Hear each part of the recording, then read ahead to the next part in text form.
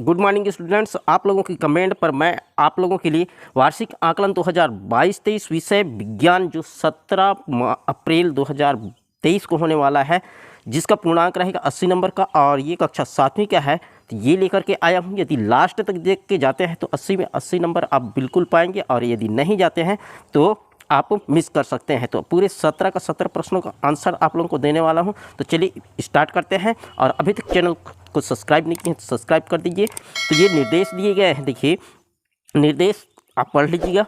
और सही विकल्प है, सबसे पहला प्रश्न सही विकल्प चुनकर लिखो। तो ऑब्जेक्टिव प्रश्न है। ऑब्जेक्टिव प्रश्न में सबसे पहला प्रश्न है, रक्त से अपशिष्ट पदार्थों को छानने का कार्य करता है। तो छानने का कार्य, इसमें ऑप्शन दिया गया है हृदय, फेफड़े, वृक्क, अमाशय। तो कौन छानने का कार्य करता है? ये वृक्क जो है हमारा सही आंसर होगा। दूसरा प्रश्न है, मनुष्य का मुख्य उत्सर्जित पदार्थ है। तो इसमें ऑप्शन दिया गया है यूरिक अम्ल, पानी, पसीना और ये यूरिया है, यूरिया।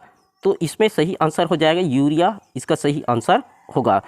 तीसरा प्रश्न है, वाहन चालक के पीछे दृश्य देखने हेतु उपयोग करते हैं। तो दृश्य देखने हेतु इसका ऑप्शन दिया गया है अवतल दर्पण, दूसरा दिया है उत्तल दर्पण, समतल दर्पण, इनमें से कोई नहीं।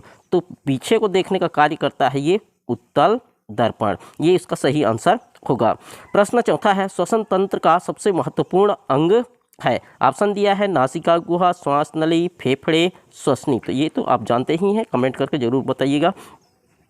पांचवा प्रश्न है, तड़ित चालक बनते हैं। तो इसका ऑप्शन दिया गया है धातु से, अधातु से, दीवार पर पेंट लगाने से, लकड़ी से। तो इसका सही आंसर होगा हमारा धातु से। छठवां प्रश्न है, मनुष्य का शरीर होता है।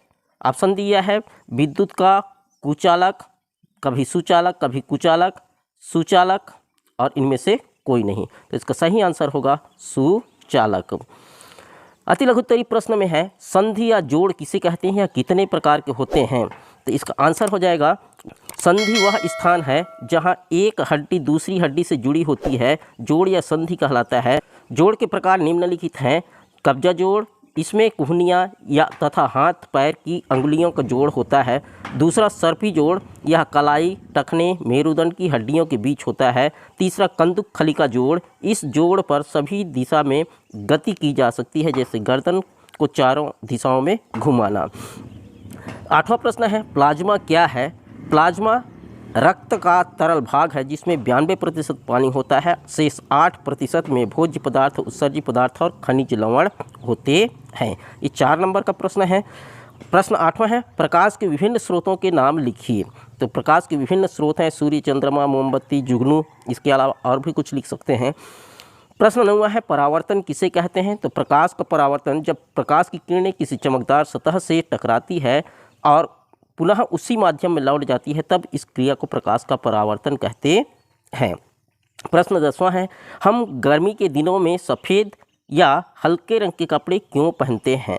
तो इसका आंसर होगा सफ़ेद या हल्के रंग वाले कपड़े उष्मा के बुरे अवशोषक एवं उत्तम परावर्तक होने के कारण सूर्य की उष्मा को बिना अवशोषित किए परावर्तित कर देते हैं, जिससे कपड़े शीघ्र गर्म नहीं हो पाते और हमें गर्मी नहीं लगती है। प्रश्न 11वां है, प्रजनन किसे कहते हैं? तो इसका आंसर होगा प्रजनन सभी सजीवों में अपने समान जीव उत्पन्न करने की स्वाभाविक क्षमता होती है, जिसे प्रजनन कहते हैं। प्रजनन के 2 प्रकार होते हैं, लैंगिक प्रजनन और अलैंगिक प्रजनन। इस लघुत्तरी प्रश्न में है, उत्सर्जन तंत्र का नामांकित चित्र बनाइए। चलिए इसका नामांकित चित्र आप बना लेंगे। प्रश्न 13वां है, हार्मोन्स किसे कहते हैं? पादप हार्मोन के कार्य लिखिए। 6 नंबर का प्रश्न है आप लोगों का। हार्मोन अंतःस्रावी ग्रंथि द्वारा स्रावित विभिन्न प्रकार के तरल रसायन जो रासायनिक समन्वय के द्वारा शरीर की विभिन्न क्रियाओं जैसे वृद्धि, विकास आदि पर नियंत्रण रखते हैं, हार्मोन कहलाते हैं, जैसे इंसुलिन। पादप हार्मोन की निम्नलिखित कार्य हैं। ऑक्सिन, पहला ऑक्सिन पौधों में वृद्धि को प्रेरित करता है। दूसरा जिब्रेलिन पुष्प खिलने को प्रेरित करता है। तीसरा साइटोकाइनिन कोशिका विभाजन को प्रेरित करता है। और चौथा ऑब्सिटिक एसिड पौधों में जब वृद्धि पूर्ण हो जाती है तब वृद्धि को रोकने का कार्य करती है।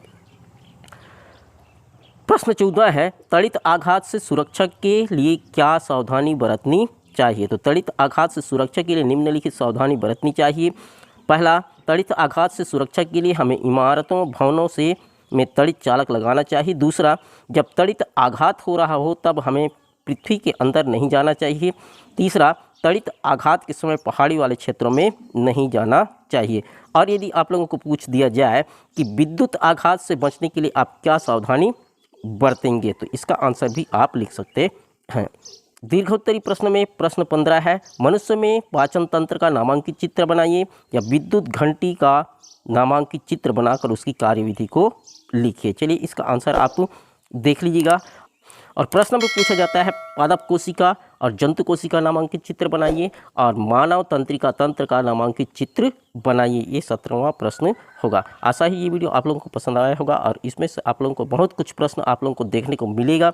तो आशा है ये वीडियो आप लोगों को पसंद आया होगा। पसंद आया हो तो अपने दोस्तों के साथ शेयर कर दीजिए और एक लाइक तो ज़रूर बनता है। मिलते हैं एक नए टॉपिक के साथ, तब तक के लिए जय हिंद जय भारत।